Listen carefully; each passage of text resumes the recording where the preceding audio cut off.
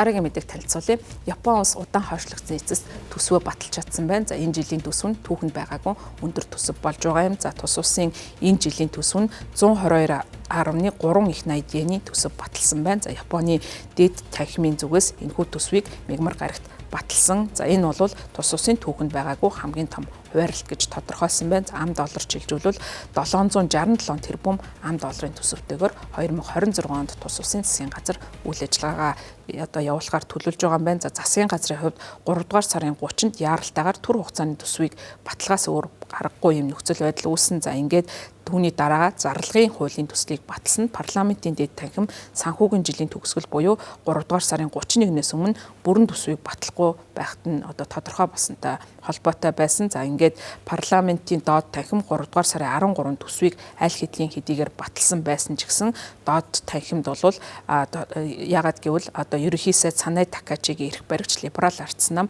3-2-ын олонхийг бүрдүүлдэг учраас доод танхимд төсвийг батлах боломжтой болсон. За харин дэд танхимд либерал ардсан нам болон түүний эвслийн холбоотон болох Японы инновацийн нам нийтдээ 247 гишүүнтэй танхимын олонхын судлаас 4 дутуу байсан болохоор энэхүү батлах үйл явц бас удаашрсан. За мөн ерөнхий сайд Санай Такачи 2 дугаар сард ээлжид бос сонгуул зарласан явдал нь тус улсын бас энэхүү төсөв санхүүгийн жил болох 4 дугаар сарын 1-ний өмнөөс батлагдахгүй байх нөхцөлийг бий болгож байгаа. За үүнээс болоод 11 жилийн хугацаанд анх удаага 4 дугаар сарын 1-ээс өмнө төсөв баталж чадаагүй нөхцөл үүссэн. За тус улсын доод танхимын хувьд ихэвчлэн 2 дугаар сард төсвийн хилцүүлгийг явуулдаг. За харин 2 дугаар сард ээлжид бус сонгуул явуулсан 1990 оноос хойш 2 дугаар сард болсон Японы анхны сонгуул болж байгаа. За энэ бол нөхцөл байдлыг хэвийнээр болох үйл явцыг хойшлуулсан байгаа. За дээд танхим төсвийг доод танхимаас хүлээн авснаас хойш 30 хоногийн дотор буюу 4 дугаар сарын 11-нд санал хураалт явуулахгүй болвол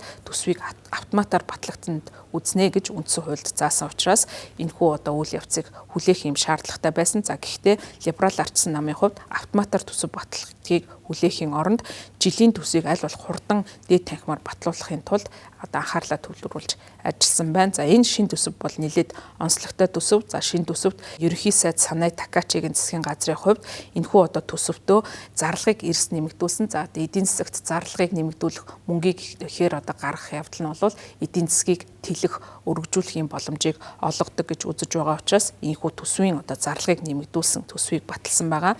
За энэ төсвөөс бол нийгмийн даатгалд нийтдээ 39 их 80 буюу нийт зардлын 32%-ийг бол зарцуулахаар тооцож байгаа юм байна. За мөн ахлах сургуулийн үнэгүй сургалт болон бага сургуулийн нийтийн хоолны төлбөрт нийтдээ 70 тэрбум йенийг нэмж олгож байгаа. За мөн 370 тэрбум йенийг үндэсний болон орон нутгийн засаг зархаа хувааж зарцуулахаар болсон. За харин батлан хамгаалах зардлыг бол 8.8 их 80 болгож тусгасан өнгөрсөн оныхоос нийтдээ 300 тэрбум йенээр өссөн үзүүлэлт болж байгаа юм. За Санай Такачигийн хувьд батлан хамгаалах чиглэлд нэлээд хатуу бодлого баримталдаг. За Япон улсыг бол хүчрхжүүлэх ийм бодлоготой улс төрчийн хувьд батлан хамгаалах зардлыг нэмэгдүүлж байгаа юм. За батлан хамгаалахад оруулж байгаа хөрөнгө оруулалтаа нэмэгдүүлэх нь Санай Такачигийн бодлогын тэргүүлэх чиглэлүүдийн нэг байсан учраас үүнийгээ энэ шин төсвөөр дамжуулан гүйцэлдүүлж чадсан байна. За зардлаа нэмэгдүүлсэн төсөвтэй холбоотойгоор олон дарамтыг бий болгож байгаа гэж үзэж байгаа. За хэдийгээр